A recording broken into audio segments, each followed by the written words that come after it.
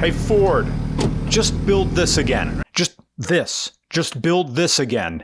Build a small truck for doing small truck stuff. Single cab. Just build a single cab pickup truck. Because it's usually just you. Maybe just a dog. Manual transmission. Give it a manual transmission because we know how to drive. And give us a bed that's just a bed. No speakers in the bed, no plastic, no USB charge ports, no cup holders in the tailgate. It's just a metal box because everything you put in here is dirty, covered with mud, and sometimes blood and feces. I'm talking about deer hunting, not that other stuff. But sometimes it's covered in sweat and bodily discharge because there's no more rooms at the Microtel in Hamburg, Pennsylvania. Two types of people drive first-gen Rangers. The very young and the very old. Oh, it's time for Columbo and Roseanne. Uh-oh, Grandpa's picking me up from soccer practice in his Ford Ranger. He's going to offer me Marlboro Reds and insist that I look at something called Hustler. Hey, sport!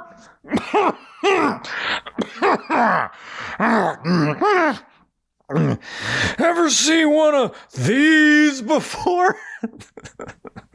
Sorry. I'm just imagining this old man in his Ford Ranger picking up Timmy from soccer practice. He just gets in the car and goes, ever see one, the full spread? Ever see one of these before? Hey, sport, just drive a minute. Grandpa needs a candy stick. And then he winks 4 times. Now he wants to go to Susie's Lounge really quick. I gotta pay my tab, or they won't let me in for mac and cheese night again. Mac and cheese and stewed tomatoes. Now that's a meal, and you get some entertainment with it. Now I will wink 20 times. First gen Ford Ranger. It's slow. It has the same tow rating as the equivalent year Ford Taurus sedan. The vinyl interior has olfactory memory, and the instruments are sort of accurate, but they're functioning normally. The Ford Ranger, along with General Motors' competitor, the Chevy S10, defined the 1980s and 1990s truck scene, not because they were desirable or manly trucks, but because they were entry-level trucks. This was your first truck, and driving it to school gave you the same fantasy-level sense of accomplishment as becoming a varsity athlete or getting on the honor roll, or if you go further back in time, getting to clap the blackboard erasers at 2 p.m. In an unprecedented moment of freedom, you are permitted to exit the school through the door that faces the playground, alone, unsupervised. It was just you and a friend, no teachers, no judgment, no assessment. You clap the chalkboard erasers together and clouds of chalk dust drift toward weeds which surround an embankment. Above, you see cirrus clouds. You know what they are because you just learned about them. Halloween is coming soon, and you're going to Scott Manchester's house. It's a boy-girl party. You know that means something, but you're not sure what. Oh, the erasers are now clean. Time to go back inside once the erasers are clean. That's what Mr. Ronzon said. But he's not here. You clap the erasers together once more, just an excuse to stay outside a little while longer. But then you go back inside, pulling the school door open yourself. Funny. That was the first time you ever did that. There always was a teacher holding a door open for you and watching you go inside and out. But now it's just you. Something feels different about you, but you're not sure what. And now you're in high school, driving to school in the new-to-you 1989 Ford Ranger pickup. You have your own truck. Sure, it's in your parents' name, but you paid for it with the money you made hammering pallets together for 2 summers. The hardest thing about that job was looking at Mr. Kreikenheimer in his eyes and not at the warts on his nose that move a little as he talks. Ugh! Gross. He's rich enough to afford the pallet shop. Why doesn't he just get him zapped off? Anyway, but you're parking it in the school lot. And you hear the sound of your engine. Mature, buzzing 2.3-liter four-cylinder. Not the industrial, institutional clatter of a Ford IDI diesel from the Yellowbird bus you've ridden since before you could conceptualize negative integers. You're walking toward the high school's front door from a different direction now. You feel different. It's not just your truck or your parking space, but something else. Something is different about you. And you do the look back there at the school lot, and there's your white Ford Ranger. And you know it's going to be waiting for you there all day while you go through your 9 periods. Somehow that truck made a difference in my life, even though it's simple and there are many just like it. But in a Stanley Kubrick way, that one's mine. A first-gen Ford Ranger is old enough now, in 2025, that I feel some people need a refresher on how to drive it. This is a first-gen Mazda Miata, and you drive a Ranger like you drive an MX-5. Full throttle shift, full throttle shift. Everything this little engine has, gotta merge on the highway, go now. All right, highway. I don't know where the red line is. There is no tachometer. Just peg it. Peg it. All right, third gear, almost to 55. Fourth, full blast. It'll go 60 in second. It'll go 60 in second gear? Yeah. What the hell? Work that shifter like you won't get pussy if you lose the race. It's fun. I love that sound. A Gen 1 Ranger is fun to drive because, unlike an F-150 or Chevy Silverado with a small block V8, you don't have torque helping you here. A Ford Ranger needs you. It needs you. It needs you to think and plan. It needs a human brain in here to make it work correctly. It needs a smart person to drive it. Is the road about to rise up in about a half mile? Well, speed up now because you need momentum to carry you up the hill. Is the road turning sharply in like 1/8 of a mile, but then straightening out again into an easy 2-lane both ways? Well, you learn to rev match while downshifting so you can use the engine to assist the mediocre brakes on a Ranger while also priming your acceleration out of the corner by already having the engine in the power band. The little single overhead camshaft spinning away up there, giving everything it has. You and this little truck working together to move a pile of sod. No tarp in the bed, soil finding its way in between the panels, worms, spider eggs. A gig's a gig, and a win's a win. Go Birds. Ford Ranger.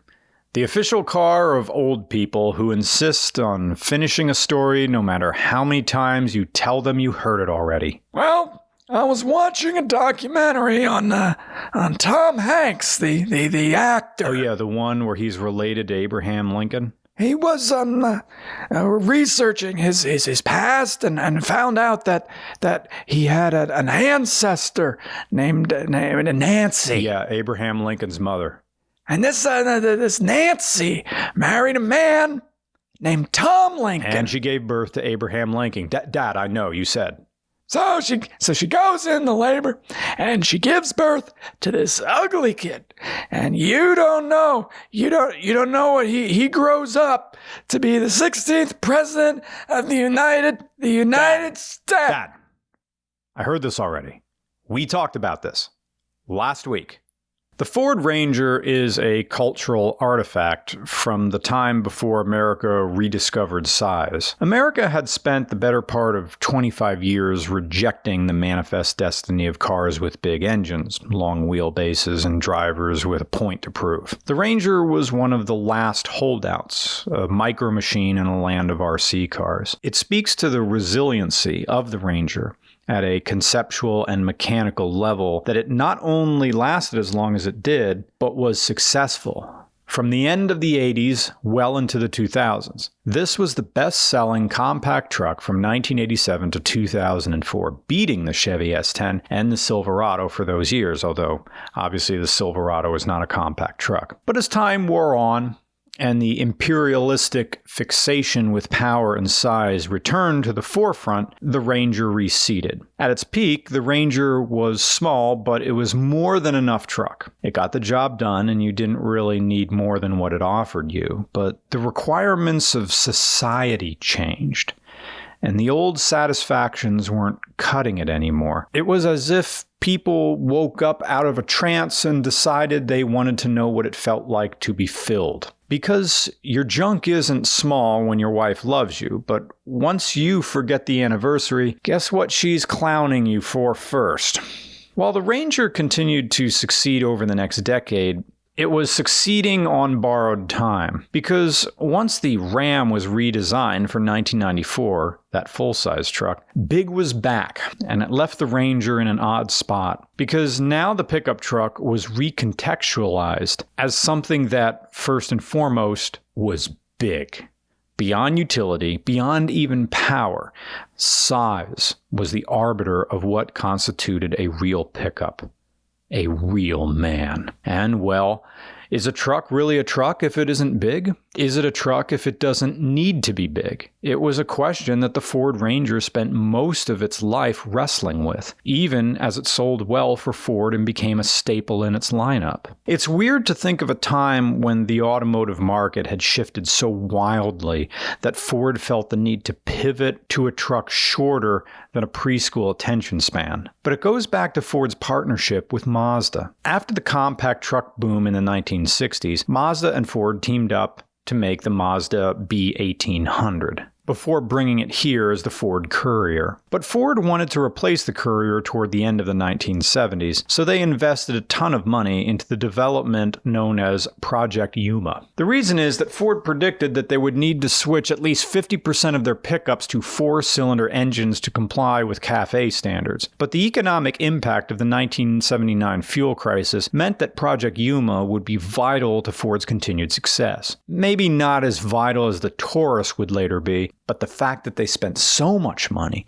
developing the truck that would become the Ranger means that Ford recognized that the market was shifting towards smaller, more fuel-efficient vehicles, and that included trucks. In some ways, the Ranger feels like a truck with a singular mission statement. Whatever I am, it's this. Whatever you are in that moment, that's who you are. There is no settled self.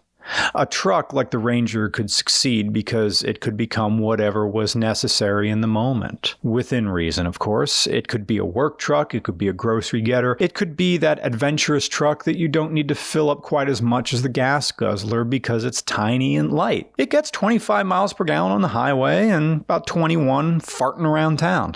The engine. Yep, there it is again. The 2.3-liter four-cylinder Lima engine.